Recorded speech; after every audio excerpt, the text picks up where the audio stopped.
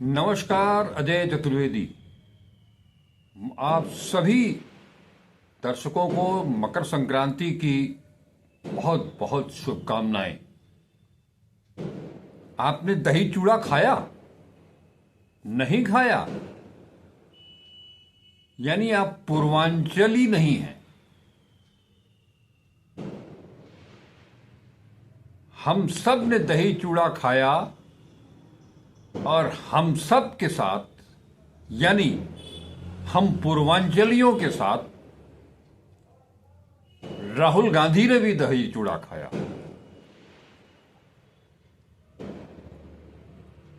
लेकिन दही चूड़ा खाने के पहले वो दिल्ली की सर्दी में रात 8 बजे के बाद मुस्लिम बहुल इलाका सीलमपुर,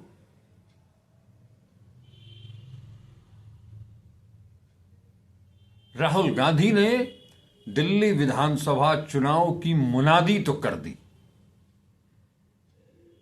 जी हां, आप सोच रहे होंगे कि राहुल गांधी ने चुनाव की मुनादी कर दी। अरे, चुनाव की मुनादी तो निर्वाचन आयुक्त राजीव कुमार ने पहले ही कर दी थी। नहीं, आप गलत हैं। दरअसल दिल्ली विधानसभा चुनाव की मुनादी तो कल रात को ही हुई, जिसकी तैयारी राहुल गांधी महीनों से कर रहे थे। कभी राजगीर मिस्त्री, कभी कुली, कभी मोटर मैकेनिक, कभी आइसक्रीम बनाना, कभी दीवार जोड़ना। आम आदमी की बात करने वाला वो शख्स, उसने दिल्ली के हर आम आदमी से, हर कमजोर तबके से, हर पिछड़े से, अति पिछड़े से, माइनॉरिटी से, सबसे मुलाकात की, डीडीटी बस की भी सवारी की, कंडक्टर और चालक की भी परेशानी सुनी, उसकी भी समस्या जानी, और अब कल रात को जिस तेवर के साथ उन्होंने विधानसभा चुनाव की मुनादी की, उसमें बहुत कुछ जो दवा छिपा था, पर्दे के पीछे था, उन सबको खोल करके रख दिया। क्या कुछ नहीं कहा? अपने संयमित अंदाज में, जैसा कि वो अक्सर बातें करते हैं, बहुत कुछ। वो गाली गलौज से कभी बात नहीं करते, लेकिन उनकी बातों में जो दम होता है वो जनता तक पहुंचता है। भले ही चुनावी प्रक्रिया पर, या यूं कहें कि चुनावी प्रक्रिया को एक तरह से बंधक बना लिया है केंद्र की सरकार ने, मोदी सरकार ने, अमित शाह जी के नेतृत्व में पूरी की पूरी चुनावी प्रक्रिया को ही अपनी मुट्ठी में, अपनी जेब में रख लिया है। वहां भले ही उन्हें कांग्रेस को सफलता न मिली हो, जिसमें कांग्रेसियों, मैं बार बार बता रहा हूं, जिसमें कांग्रेसियों का भी बड़ा योगदान रहा है, चाहे वो हरियाणा रहा हो, चाहे महाराष्ट्र रहा हो। लेकिन जिस अंदाज में दिल्ली की राजनीति में उन्होंने इस आम बोलचाल की भाषा में जो कि त्रिकोणीय संघर्ष दिखाई दे रहा है, उसमें इस त्रिकोण में से दो कोण को एक पाले में करके और तीसरे कोण को उनके मुकाबिल खड़ा करके राहुल गांधी ने यह समझा दिया कि नरेंद्र मोदी, अमित शाह, भारतीय जनता पार्टी, आरएसएस और आम आदमी पार्टी अरविंद केजरीवाल अलग नहीं है, एक ही है। पिछले 11 सालों से जो नाटक चल रहा था 2012-13 से, उसका बड़े करीने से, बड़ी साफगोई से राहुल गांधी ने कल सब पर्दा हटा दिया। दिल्ली की जनता से आज से 12-13 साल पहले कि दिल्ली की सरकार, दिल्ली का विकास, दिल्ली की मुख्यमंत्री, उसका भी जिक्र किया। और जिक्र ही नहीं किया, अपने सामने उपस्थित जन सैलाब को, उस विकास को की याद दिला दी, उनको स्मरण कराया कि वो दिल्ली याद है। इतना ही नहीं, चाहे वो केंद्र की दिल्ली की सरकार हो, नरेंद्र मोदी, चाहे वो दिल्ली विधानसभा प्रदेश की सरकार हो, अरविंद केजरीवाल, लगभग एक साथ ही आए लोग सत्ता पर काबिज हुए और दोनों ने, एक ने शीला दीक्षित को हराया, एक ने मनमोहन सिंह को हराया। आप सोच सकते हैं कि कांग्रेस की ये दोनों दिग्गज, एक ने दिल्ली को दिल्ली बना दिया, एक ने देश को दुनिया के मुकाबिल खड़ा कर दिया, अर्थनीति को लेकर के, विकास को लेकर के। लेकिन इन दोनों को हटाया गया भ्रष्टाचार के आरोप में। और कहा यह गया कि हम भ्रष्टाचार को मिटा देंगे। जल जीत गए तो जन लोकपाल विधेयक भी लाएंगे।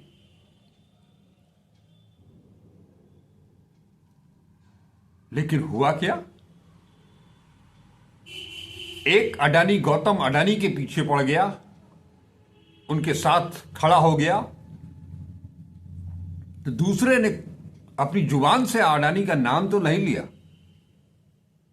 लेकिन परोक्ष रूप से वो भी अडानी के पीछे ही खड़े हो गए, उसी कतार में। वो अडानी जिनके खिलाफ अमेरिका में जो मामला चल रहा था, विभिन्न कोर्टों में अलग अलग मामले थे, अमेरिकी अदालत ने इन सारे मामलों को एक जगह पंजीकृत करके अब एक बड़ी जंग छेड़ दी है। आज 14 तारीख हो गई। आज से 6 दिन के बाद डोनाल्ड ट्रंप दूसरी बार राष्ट्रपति का शपथ लेंगे और उसके बाद शुरू हो जाएगी वो कहानी गौतम अडानी के मामले की सुनवाई। शायद यही कारण हो कि डोनाल्ड ट्रंप ने, जिन्हें कि नरेंद्र मोदी अपना मित्र, घनिष्ठ मित्र बताते हैं, जिनके लिए वो अमेरिका चले जाते हैं उन चुनाव जिताने के लिए, और डोनाल्ड ट्रंप को हिंदुस्तान बुला लेते हैं नमस्ते ट्रंप करके। अब की बार जब वो दूसरी बार राष्ट्रपति पद के शपथ लेंगे तो उस भव्य समारोह में एक न्योता तक नहीं मिला। खैर, वो हम विषयांतर नहीं करना चाहते हैं, लेकिन राहुल गांधी ने कल यह समझाया कि नरेंद्र मोदी और अरविंद केजरीवाल में कोई अंतर नहीं है, दोनों एक ही सिक्के के दो पहलू हैं। सवाल क्या किसी ने कभी भी अरविंद केजरीवाल ने गौतम अडानी का नाम लिया, उनसे कोई सवाल किया? राहुल गांधी अगर जाति जनगणना की बात करते हैं, आम जन की बात करते हैं, दलितों की बात करते हैं, पिछड़ों की बात करते हैं, आदिवासियों की बात करते हैं, माइनॉरिटीज की बात करते हैं, तो इस मामले में इंडिया गठबंधन में रहते हुए क्या अरविंद केजरीवाल ने इनका जिक्र किया? नहीं किया। क्यों? क्योंकि वो भी उसी पूंजीवादी व्यवस्था के गुलाम हैं। और ये जो नौटंकी शुरू हुई दिल्ली चुनाव में, जिसकी शुरुआत प्रधानमंत्री नरेंद्र मोदी ने की शीश महल से, और वो शीश महल बनाम राजमहल बनाने की कोशिश की गई, दरअसल इन सब के पीछे एक सुनियोजित रणनीति थी पिछले 10-12 सालों से कि दिल्ली में चाहे कुछ भी हो जाए, भारतीय जनता पार्टी भले सरकार में ना आए, लेकिन कांग्रेस को नहीं आने देना है। कांग्रेस अगर आ गई तो वो जो ताना बाना है, वो जो बीजेपी आरएसएस का खेल है, वो नहीं हो पाएगा। इस बात को नरेंद्र मोदी भी समझते हैं और अरविंद केजरीवाल भी समझते हैं, और ये चीज कांग्रेस भी समझती है, और अन्य कांग्रेसियों की अपेक्षा राहुल गांधी बहुत कायदे से समझ गए हैं। इसीलिए उन्होंने पहली बार दिल्ली के इस चुनाव में नरेंद्र मोदी और अरविंद केजरीवाल को एक तराजू के एक ही पलड़े पर एक साथ खड़ा कर दिया।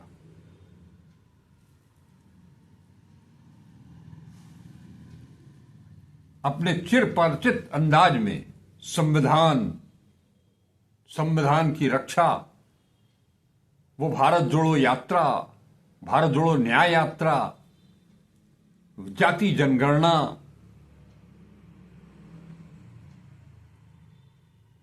गौतम अडानी, इन सब का जिक्र करते करते सीलमपुर की उस विशाल जनसभा, जिसमें कि युवाओं, महिलाओं, बुजुर्गों, सबका समावेश था, उनके सामने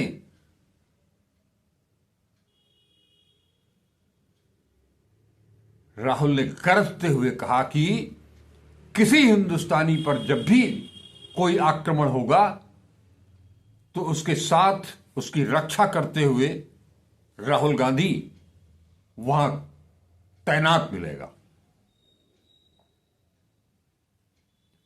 वो चाहे जिस धर्म का हो, जिस जाति का हो, क्योंकि यह हिंदुस्तान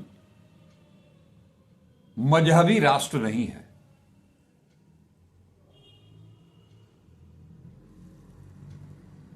अरबपति बनाम आम आदमी की बात करते करते गरीबियों की भागीदारी सुनिश्चित कराने की बात करते करते वो महंगाई, बेरोजगारी, भ्रष्टाचार और तो और एक गंगा को साफ करने के लिए बनारस आए थे, दूसरे दिल्ली में यमुना को साफ कर रहे थे। न गंगा साफ हुई न यमुना, और दोनों ही, साफ की तो बात ही छोड़ दीजिए, दोनों ही बद से बदतर स्थिति में पहुंच गई। इसका भी उल्लेख आया है, इसका भी जिक्र किया गया। बाकायदे यमुना के किनारे किनारे पहिया पहिया चलते हुए राहुल गांधी ने उसको देखा भी, चुटकी भी ली। यह है दिल्ली का विकास।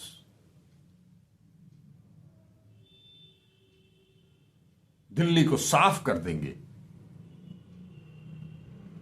दिल्ली, अगर आप उत्तर प्रदेश की तरफ से घुसें दिल्ली में, तो प्रवेश द्वार ही आपको मिलेगा नरक का द्वार। इन सब का उल्लेख भी हुआ। लेकिन जिस अंदाज में शीला दीक्षित और शीला दीक्षित के दिल्ली के विकास की याद दिलाई गई, गैर बराबरी की बात की गई और संविधान की बात की गई, संविधान की रक्षा की बात की गई, आरक्षण की बात की गई। राहुल ने तो यह भी सवाल किया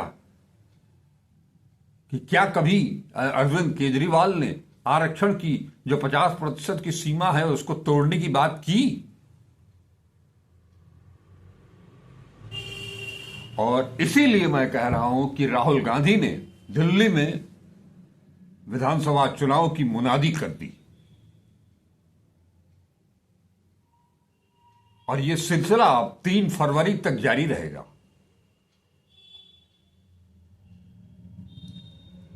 कांग्रेस की क्या स्थिति होगी? क्या वो हरियाणा की तरह, महाराष्ट्र की तरह एक जगह एकला चलो और एक जगह इंडिया गठबंधन के साथ चुनाव लड़ करके भी जो परिणाम आए, क्या उसकी पुनरावृत्ति दिल्ली में भी होगी? क्या अरविंद केजरीवाल फिर से मुख्यमंत्री बन जाएंगे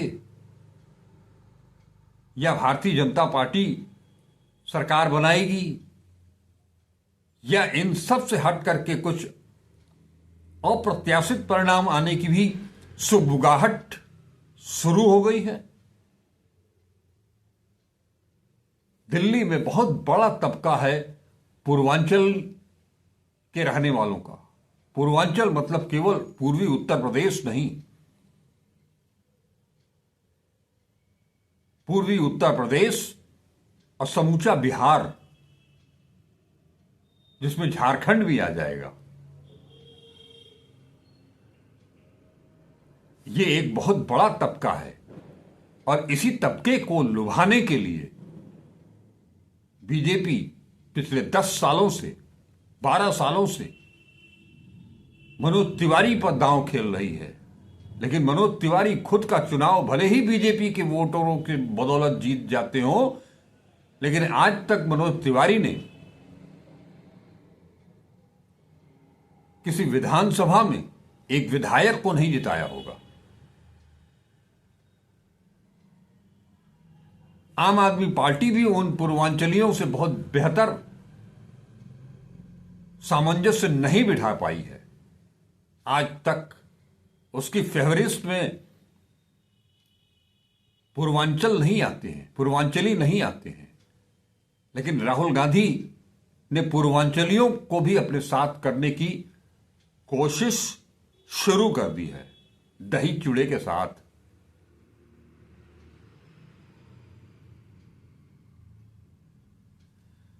लेकिन एक बात तय है कि जो अब तक किसी को समझ में नहीं आ रहा था कि दिल्ली में आज क्यों कभी सवेरे सवेरे उठ करके कुलियों से मिलने के लिए, कभी राजगीर मिस्त्रियों से मिलने के लिए, कभी डीटीसी की बस में जाकर के कंडक्टर और चालकों से बात करने के लिए, कभी मिल्क शेक वाले के यहां पहुंच करके आइसक्रीम बनाते हुए दिखाई दे, युवाओं के साथ कभी बातचीत हो रही है। ये सारी चीजें महीनों से चल रही थी, 1-2 साल से चल रही थी। ये तैयारी थी दिल्ली विधानसभा चुनाव की।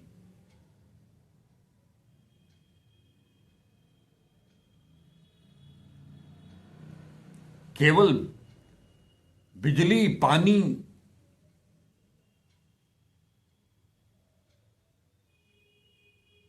Primary school, primary health centre, मोहल्ला क्लिनिक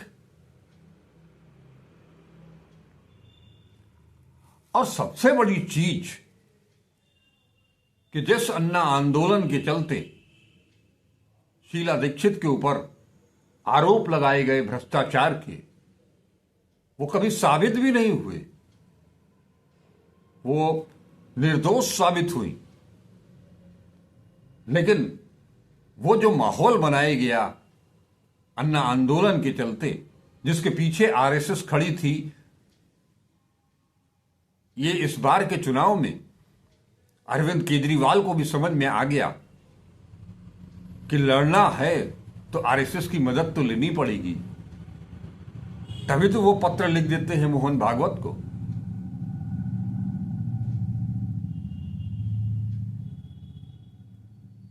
लेकिन इस बार का दिल्ली का चुनाव बीजेपी और आम आदमी पार्टी एक तरफ और कांग्रेस दूसरी तरफ। कांग्रेस के पास वहां खोने के लिए कुछ भी नहीं है। जो भी आएगा वो प्लस ही करेगा। जैसे उत्तर प्रदेश में लोकसभा चुनाव के दौरान हुआ,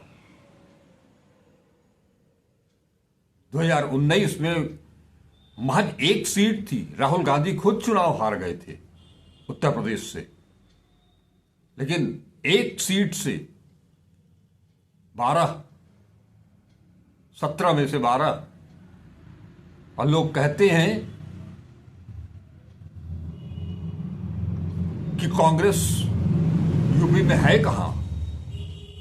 17 में से 12, और कुछ लोगों को यह गलतफहमी भी है कि अगर वो 37 सीट जीत करके आए हैं तो अपने बूते पर जीत करके आए हैं, और इस बूते पर पूर्वांचलियों को साधने के लिए वो अरविंद केजरीवाल के साथ खड़े हो गए समर्थन देने के लिए। दिल्ली तो देश की राजधानी है, वहां महाराष्ट्र के लोग भी रहते हैं। जम्मू कश्मीर के, जम्मू से बाहर निकले लोगों का एक बड़ा तबका है दिल्ली में। मैंने पूर्वांचलियों का नाम लिया तो केवल उत्तर प्रदेश नहीं बल्कि बिहार के लोग भी हैं। इन सभी ने जब परोक्ष रूप से गठबंधन को तोड़ने की बात कर दी, लेकिन उसके कुछ ही दिनों के बाद उत्तर प्रदेश के एक बड़े नेता, जिनका कहना है कि जिन प्रदेशों में जो भी बीजेपी से लड़ रहा है वो बड़ा भाई होगा, उसके लीडरशिप में इंडिया गठबंधन चुनाव लड़ेगा। इंडिया गठबंधन अभी खत्म नहीं हुआ है, कहना पड़ा, मजबूरी थी। लेकिन इन सारे छत्रपों को मैंने पिछली बार भी बताया था, एक दो वीडियो में आपको ये बताया था कि चाहे अखिलेश यादव हो, तेजस्वी यादव हो, शरद पवार हो, उद्धव ठाकरे हो, कोई भी, अब तो बिहार में भी एक नया गठजोड़ करीब करीब तैयार हो चुका है, जो मैंने 2-3 वीडियो एपिसोड पहले बताया था। कांग्रेस, पप्पू यादव, कन्हैया कुमार। अब तो वहां यह नारा भी शायद गूंजने लगा है, बहुत हुआ सम्मान। अगर हम आप, इसके पीछे एक सोच है, हम आपका सम्मान कर रहे हैं, मगर उस सम्मान के बदले में हमको क्या मिल रहा है। लोकसभा चुनाव में भी तेजस्वी यादव ने इंडिया गठबंधन के अंदर रहते हुए भी, कांग्रेस में विलय के बाद भी पप्पू यादव को टिकट नहीं दिया पूर्णिया से। कन्हैया कुमार को बिहार से टिकट नहीं मिला, वो दिल्ली आना पड़ा, उनको मजबूरी थी। लेकिन इन सभी छत्रपों को बिहार हो, उत्तर प्रदेश हो, महाराष्ट्र हो, जम्मू कश्मीर हो या दिल्ली हो,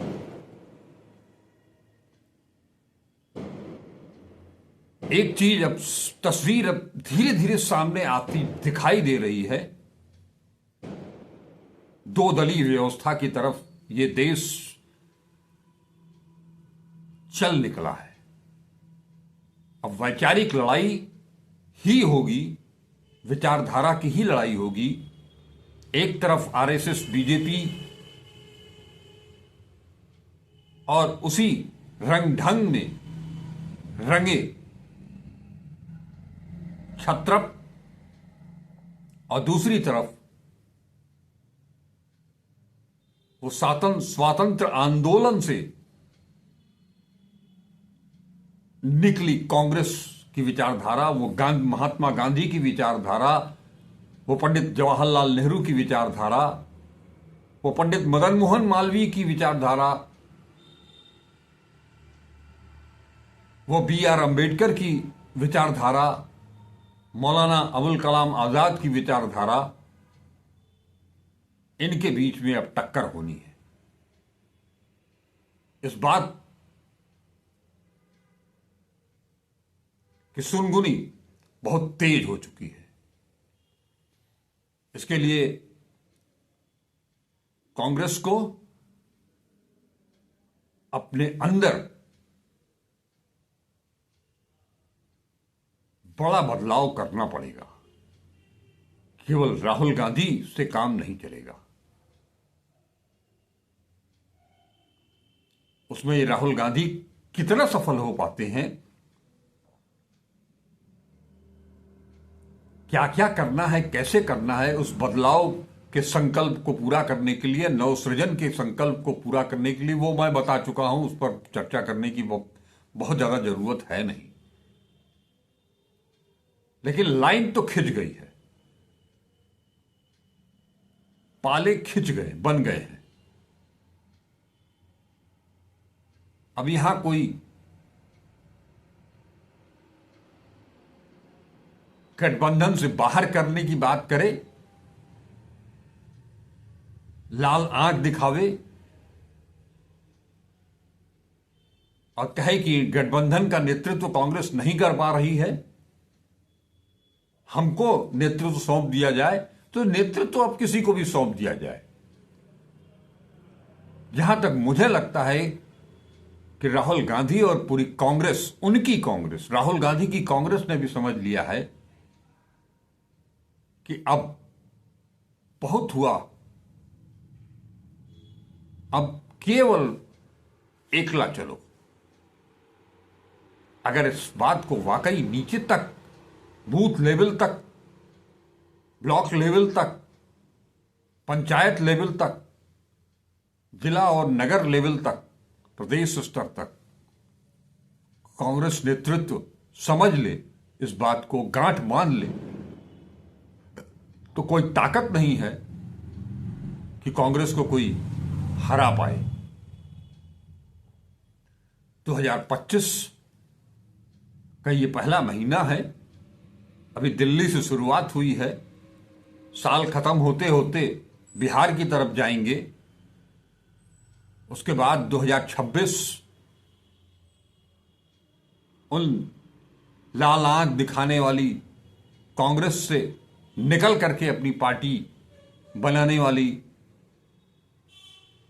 ममता बनर्जी के यहां भी चुनाव होना है। गठबंधन तो वहां भी नहीं दिखेगा।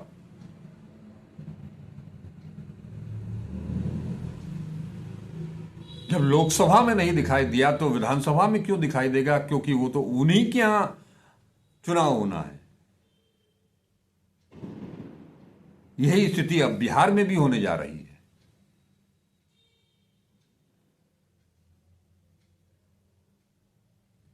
अब तो लड़ाई सीधे सीधे है, कोई साथ। अब इस बात पर चिंतन भी नहीं करना चाहिए कि हमको क्या करना है, क्योंकि 2029 के पहले दिल्ली विधानसभा को लेकर के कुल 7 राज्यों में चुनाव होने हैं, जिसमें कि मोदी और शाह के गृह प्रदेश में भी चुनाव होना है, जिसके लिए उन्होंने संसद में कहा है कि अब की बार गुजरात में हरा करके दिखाएंगे। अरविंद केजरीवाल, दिल्ली की बात हो, पंजाब की बात हो, हरियाणा की बात हो, गुजरात की बात हो, गोवा की बात हो, हर जगह टांग अड़ाने के लिए केवल पहुंचते हैं और बदनाम केवल होती हैं मायावती। लेकिन जिन मुद्दों को लेकर के कांग्रेस और राहुल गांधी ने एक नई लकीर खींच दी है और उसको लंबी करते चले जा रहे हैं, उस लंबी लकीर के चलते आहिस्ता आहिस्ता 2029 तक